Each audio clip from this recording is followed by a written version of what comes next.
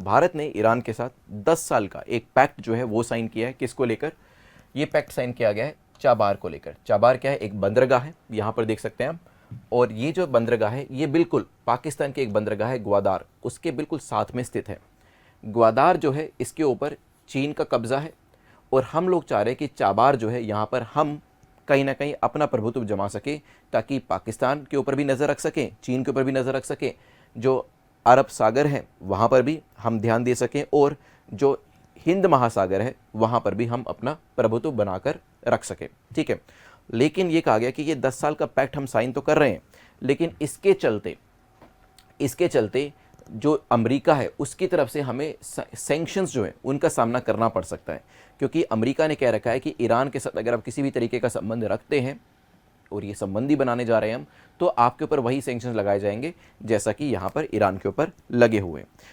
और अगर हम बात करें, अमेरिका ऐसा करता रहता है, ये सिर्फ ईरान के संबंध में ही नहीं, रूस की बात करें वहाँ पर भी ये लोग इस तरीके से बात करते हैं कि रूस के साथ अगर आप किसी भी तरीके के रिश्ते बनाते हैं तो वहाँ पर क्या होगा, आपके ऊपर जो सैंक्शंस है वो लगाए जाएंगे। और जब ये सैंक्शंस लग जाते हैं तो फिर काफ़ी परेशानी होती है, उस देश को ट्रेड करने में दिक्कत होती है, व्यापार करने में दिक्कत होती है, और जो बड़ी बड़ी संस्थाएँ होती हैं, वर्ल्ड बैंक है, IMF है, वहाँ से पैसा लेने में भी काफ़ी परेशानियों का, लोन लेने में भी काफ़ी परेशानियों का सामना करना पड़ता है।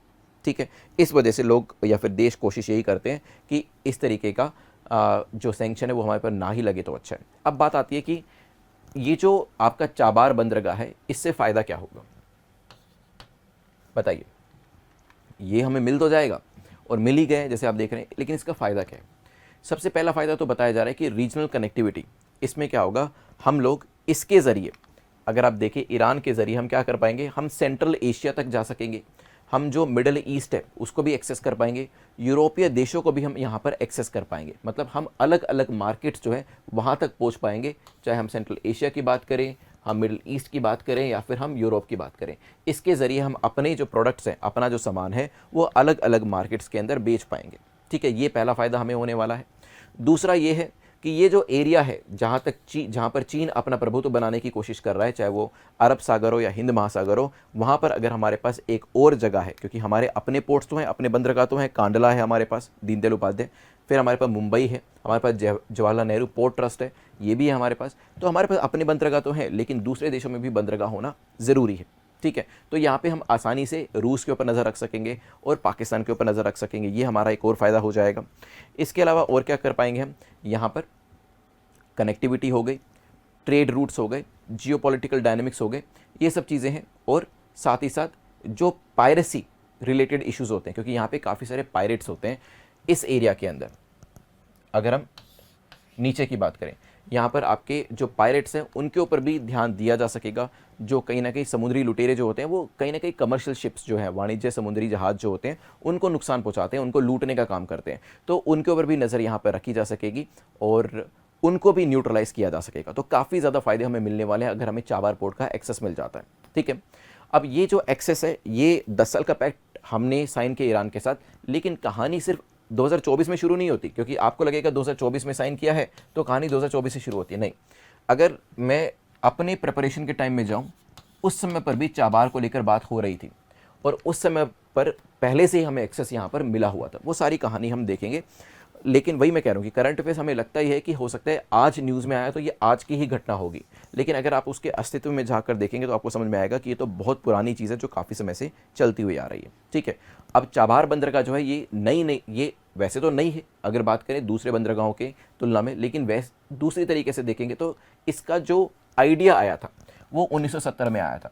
तो यहाँ पर शाह मोहम्मद रज़ा पहलवी जो थे, ये ईरान के प्रमुख थे, और इन्होंने यह निर्णय लिया कि भाई हमारे पास पहले से बंदर अब्बास बंदरगाह है, लेकिन इसके ऊपर काफ़ी ज़्यादा समुद्री जहाज़ आते हैं और इसके ऊपर इसी वजह से जो प्रेशर है वो ज़्यादा है, तो इस प्रेशर को हमें कम करने की ज़रूरत है। इसी वजह से हम क्या करेंगे, हम एक और बंदरगाह बनाएंगे। तो ये एक इस आइडिया के साथ आते हैं, इस विचार के साथ आते हैं कि हमें एक चाबार बंदरगाह जो है बिल्कुल इसके साथ बनाना चाहिए। जैसे यहाँ पे देखिएगा बंदर अब्बास पोर्ट पहले से है और इसके साथ इन्होंने एक आइडिया बनाया कि हम चाबार पोर्ट बनाएंगे, और ये आइडिया इन्होंने कब दिया, ये विचार इनके मन में आता है 1970 के अंदर। ठीक है, 1970 के अंदर ये चाहते थे कि हम वाणिज्यिक तौर पर और यहाँ पर सिक्योरिटी के पर्सपेक्टिव से, मतलब कमर्शियल तौर पर और नेवी के तौर पर हम इसका इस्तेमाल करने वाले हैं। दो तरीके से इन्होंने इस्तेमाल करने के बारे में सोचा।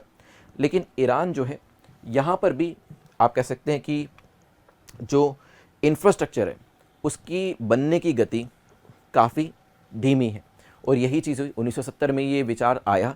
1980 तक कुछ खास नहीं हुआ यहाँ पर, और फिर 1980 के अंदर हो जाता है ईरान इराक युद्ध।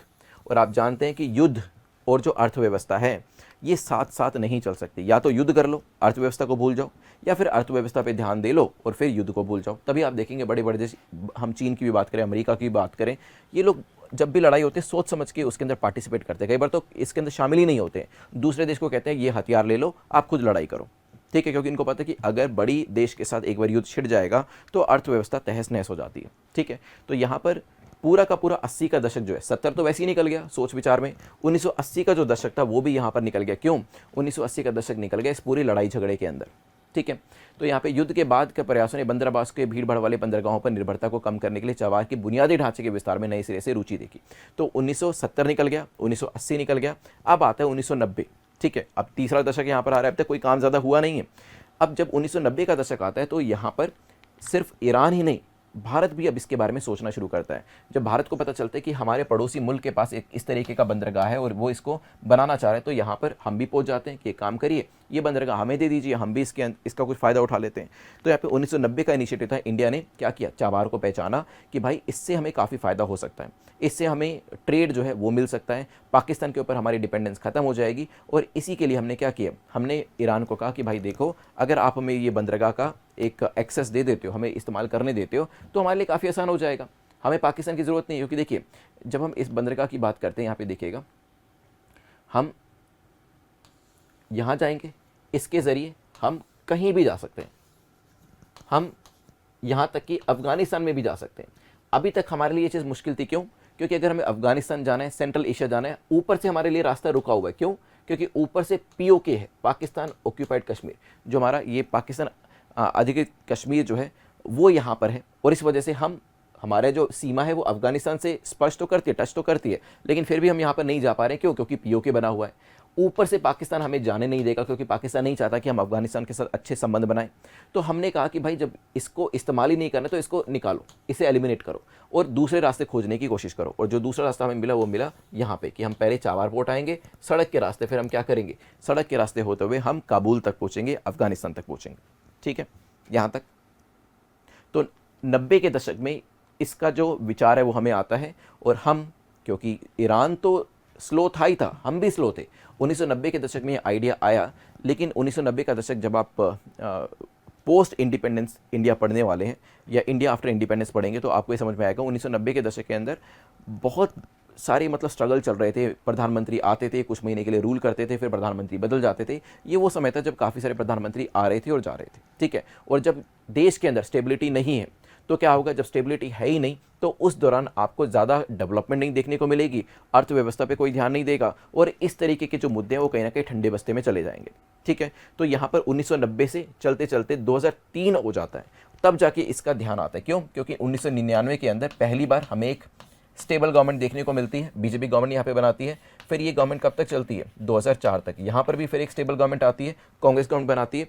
तो इस दौरान क्योंकि हमारे पास स्टेबल गवर्नमेंट थी, हमें बार बार सोचना नहीं पड़ रहा था कि हर कुछ दिन के बाद एक नया प्रधानमंत्री आ जाएगा। तो यहाँ पर हमने क्या किया, हमने इसके बारे में दोबारा से बातचीत करनी शुरू करी, और MOU जो था, एक मेमोरेंडम ऑफ अंडरस्टैंडिंग जो था, वो एक समझौता जो था वो हमने किसके साथ किया, ईरान के साथ 2003 के अंदर ही कर लिया कि आपका ये जो बंदरगाह है इसका इस्तेमाल हम करेंगे, ठीक है।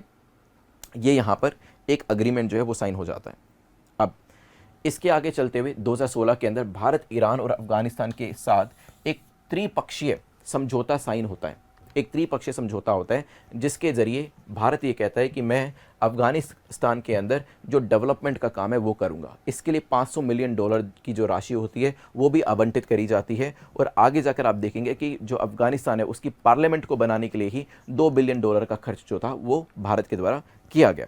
तो भारत ने ये कहा कि देखिए, हम लोग आपके बंदरगाह पे आएंगे, यहाँ पर फिर सड़क के रास्ते हम बॉर्डर पे पहुँचेंगे, यहाँ पर हम एक हाईवे बनाएंगे। तो यहाँ पे ज़ारान्स डेलाराम, मैं लिख देता हूँ यहाँ पे, ज़ारान्स डेलाराम इस नाम से एक हाईवे बनाया जाता है ताकि अफ़गानिस्तान के अंदर एंट्री मिल सके। अब हम अफ़गानिस्तान जाना क्यों चाह रहे थे? हम चाहते थे कि हमारा जो पड़ोसी मुल्क है उसको हमारी सहायता की ज़रूरत है, तो हम कहीं ना कहीं शांति वहाँ पर बना कर रखें। इस वजह से अमेरिका भी सहायता कर रहा था अफ़गानिस्तान की, हम भी सहायता कर रहे थे, क्योंकि हमें लग रहा था कि अगर यहाँ पर इनकी सहायता अभी नहीं करी जाएगी तो क्या होगा, तालिबान इस पर कब्ज़ा कर लेगा और इस वजह से हमारा एक पड़ोसी मुल्क ऐसा बन जाएगा जिसके अंदर हमें क्या देखने को मिलेगा, हमारा पड़ोसी मुल्क जिसके अंदर हमें आतंकवादी देखने को मिलेंगे। इस वजह से हम उनकी सहायता करना चाह रहे थे। शुरू में सब सही भी चल रहा था, लेकिन आगे जाके हमने ये देखा कि जिस चीज़ का हमें डर था 2021 के आसपास वही चीज़ हुई। 2021-22 के आते आते तालिबान ने पूरी तरीके से यहाँ पे कब्जा कर लिया। मतलब हमने जो इन्वेस्टमेंट भी करी यहाँ पर $2 बिलियन की, वो भी हमारी कहीं ना कहीं व्यर्थ चली गई। ठीक है, हमने कोशिश तो ये करी कि हमारे जो आसपास के मुल्क है, देखिए अगर आपके पड़ोसी जो है वो शांति प्रिय होगा तो कहीं ना कहीं आपकी लाइफ ही आसान होगी। मान लीजिए आपका पड़ोसी जो है रोज़ शराब पी कर आता है, रोज़ दंगा करता है, या फिर रोज़ किसी न किसी तरीके से लड़ाई करता है लोगों के साथ, तो क्या होगा, कहीं ना कहीं आपका जो पीस है, आप जिस तरीके की शांतिपूर्ण जीवन जीना चाहते हैं उसमें भी कहीं ना कहीं विघ्न आपको देखने को मिलेगा।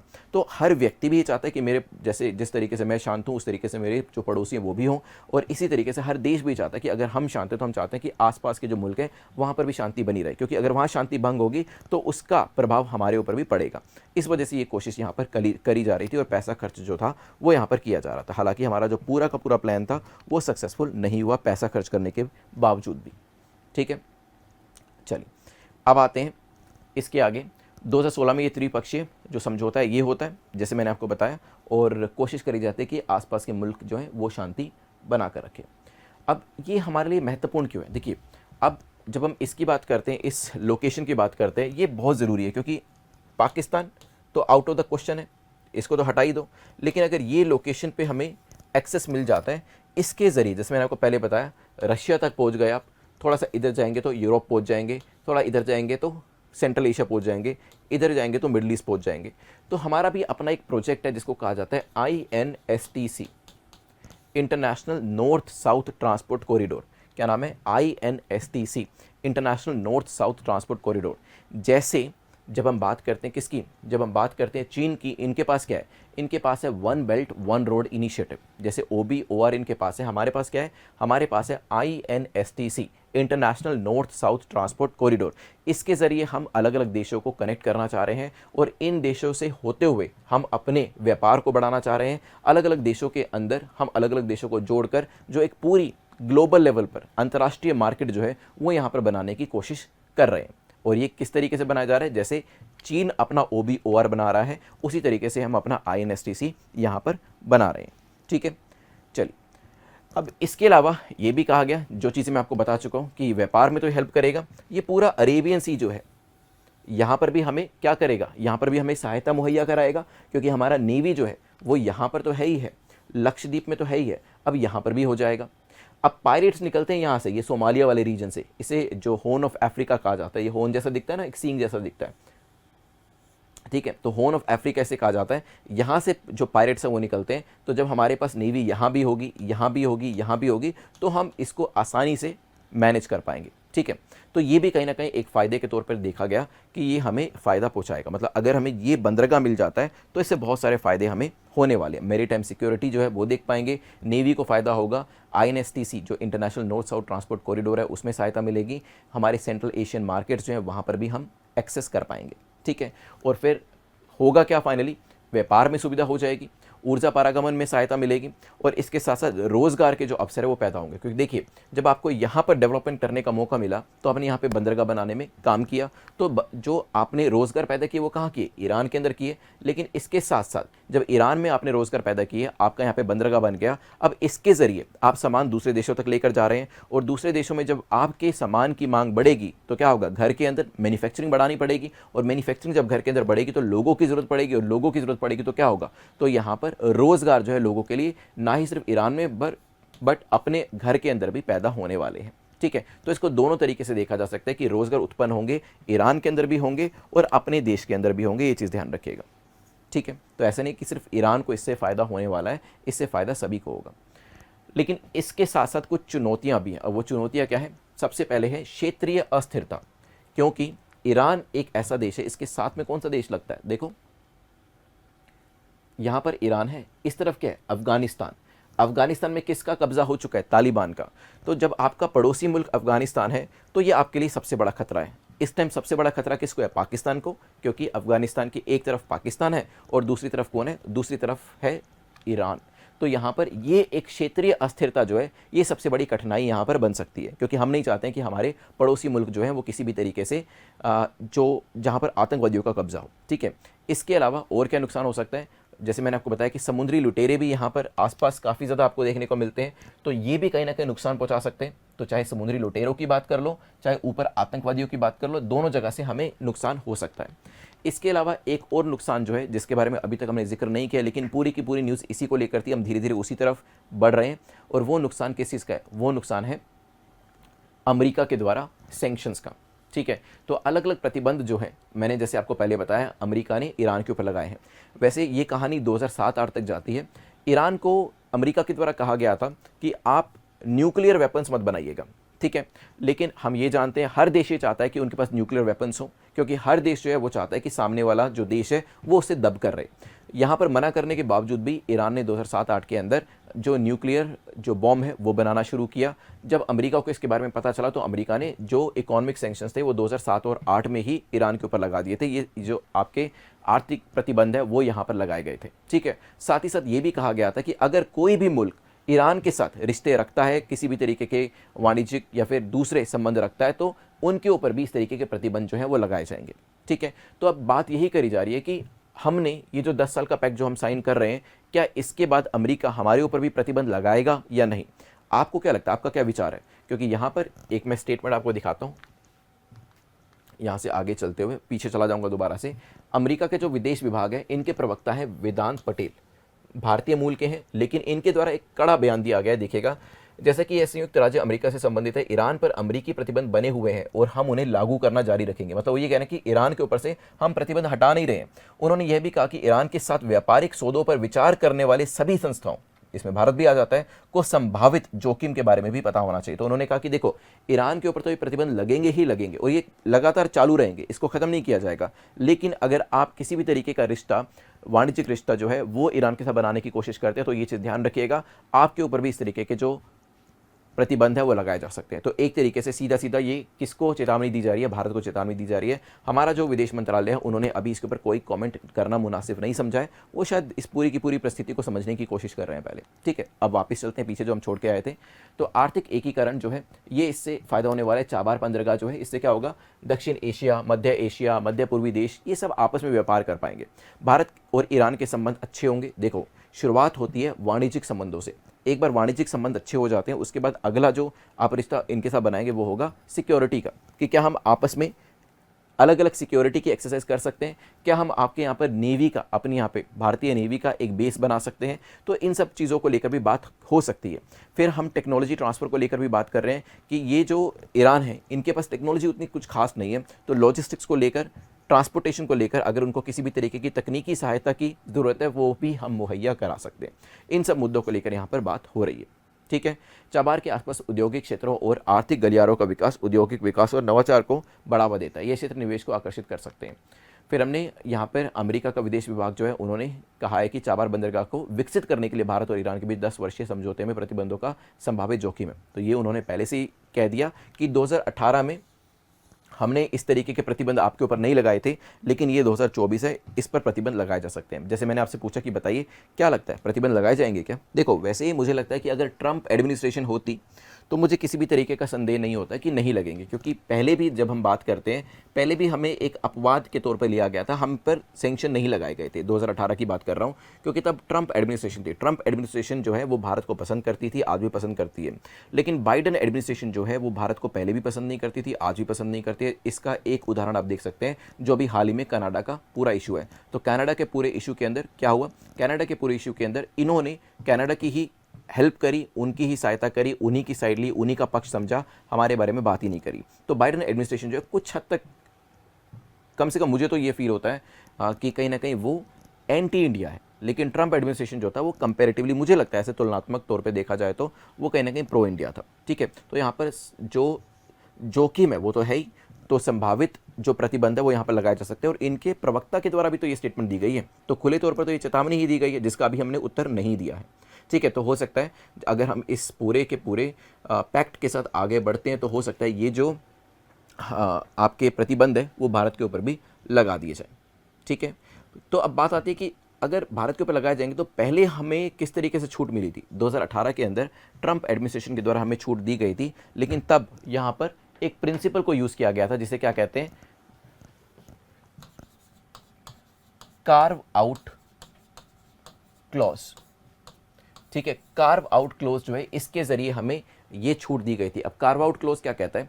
कार्व आउट क्लोज ये कहता है कि अगर आप अफगानिस्तान के साथ वहां पर अफगानिस्तान में किसी भी तरीके की डेवलपमेंट करना चाह रहे हैं, आप अगर अफगानिस्तान के अंदर इंफ्रास्ट्रक्चर को बढ़ाना चाह रहे हैं, या फिर आप अफगानिस्तान के अंदर किसी तरीके का कंस्ट्रक्शन करना चाह रहे हैं, अगर आप अफगानिस्तान के अंदर किसी भी तरीके की ह्यूमैनिटेरियन सहायता प्रदान करने की कोशिश कर रहे हैं, अगर आप इन मुद्दों के ऊपर काम कर रहे हैं, तो अमेरिका आपको इसके ऊपर एक अपवाद बना सकता है। मतलब अमेरिका आपको छूट दे सकता है कि आप चाहें तो आप जो ईरान है उसके ज़रिए आप पहुंच जाइए अफगानिस्तान और वहाँ पर उनकी सहायता करने की कोशिश करें।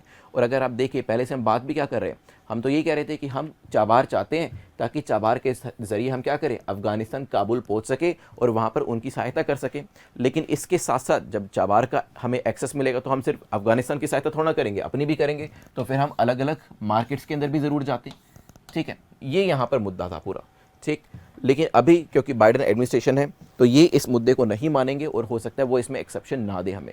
वैसे देखा जाए तो यहाँ पर इनके पास एक इफ्का करके कानून है जिसमें राष्ट्रपति जो है, अमेरिका के राष्ट्रपति, उनके पास ये पूरा का पूरा, आप कह सकते हैं उनके पास ये शक्ति है कि वो चाहें तो इस धारा के तहत प्रतिबंधों के ऊपर छूट दे सकते हैं। मैंने आपको जैसे पहले बताया, इसके लिए कुछ कंडीशंस हैं, इसके लिए कुछ इन्होंने कानून बना के रखे हैं कि अगर ये कुछ कंडीशंस कहीं ना कहीं मेल खाती हैं तो ही आप इस तरीके से क्या करेंगे, आप इस तरीके से दूसरे देश को कुछ छूट दे सकते हैं। तो इन्होंने कुछ शर्तें रखी हैं, जैसे मैंने आपको पहले बताया कि आप वहाँ पर कंस्ट्रक्शन का काम करने जा रहे हैं, ह्यूमैनिटेरियन असिस्टेंस देने जा रहे हैं। जब इन मुद्दों के ऊपर बात होती है तो फिर आप कह सकते हैं कि हाँ, ये छूट आपको मिल जाएगी। लेकिन अब कहा जा रहा है कि देखो 2018 में स्थिति अलग थी, तब वहाँ पे तालिबान का शासन नहीं था और इसी वजह से हम लोगों को इस तरीके का अपवाद बना दिया गया। उस वक्त एक फ़ायदा और भी था, उस वक्त ट्रंप की एडमिनिस्ट्रेशन थी, ट्रंप जो थे वो प्रेसिडेंट थे। लेकिन अभी दोनों चीज़ें कहीं ना कहीं हमारे फेवर में नहीं जा रही, तब दोनों चीज़ें हमारे फेवर में जा रही थी। अब वहाँ पर तालिबान जो है वो रूल कर रहे हैं, इस वजह से वहाँ जाने का सवाल ही नहीं उठता है। और दूसरा यह है कि अब वहाँ पर ट्रंप एडमिनिस्ट्रेशन नहीं है, अभी वहाँ पर बाइडेन एडमिनिस्ट्रेशन है, तो इस वजह से चांसेस हैं यहाँ पर अच्छे खासे कि इसमें हमारे ऊपर सैंक्शन लगाए जाए। ठीक है, लेकिन हमने ये भी देखा कि हमारा जो विदेश मंत्रालय है, हमारे जो डिप्लोमेट्स हैं वो भी काफ़ी इंटेलिजेंट है और ऐसे नहीं कि अमेरिका को हमसे काम नहीं पड़ता, उनको हमसे काम भी पड़ता है। तो हो सकता है उसके चलते हुए हम उनको यहाँ पर कन्विंस कर भी दें कि हमारे ऊपर अगर आप ये इस तरीके के सैंक्शंस लगाएंगे तो इससे आपको भी नुकसान हो सकता है। ठीक है, चलिए, यहाँ पर जो चाबार बंदरगाह परियोजना है भारत और ईरान के बीच एक रणनीतिक साझेदारी का प्रतीक है। आर्थिक विकास दोनों देशों का होगा, भू राजनीतिक स्थिरता यहाँ पर आएगी और यहाँ पे जितने भी, चाहे हम अरब सागर की बात करें या फिर हम हिंद महासागर की बात करें, जहाँ पर चीन धीरे धीरे अपने प्रभुत्व को बढ़ाने की कोशिश कर रहा है, उसको भी कहीं ना कहीं यहाँ पर ख़त्म किया जा सकेगा। तो ये काफ़ी सारे फ़ायदे, और ये फ़ायदे सिर्फ भारत को ही नहीं मिलने वाले हैं। अगर चीन का प्रभुत्व यहाँ पर ख़त्म होगा तो उससे फ़ायदा जो है वो अमेरिका को भी मिलेगा, क्योंकि अमेरिका भी ये चाहता है कि हिंद महासागर, प्रशांत महासागर के अंदर कहीं ना कहीं चीन का जो बढ़ता हुआ डोमिनेशन है वो यहाँ पर रोका जा सके। ठीक है, तो यहाँ पर चीन को कहीं ना कहीं ख़त्म करने के लिए, उसके प्रभुत्व को ख़त्म करने के लिए जो अमेरिका है वो अगर हमारा साथ देता है तो काम बन सकता है। ठीक है।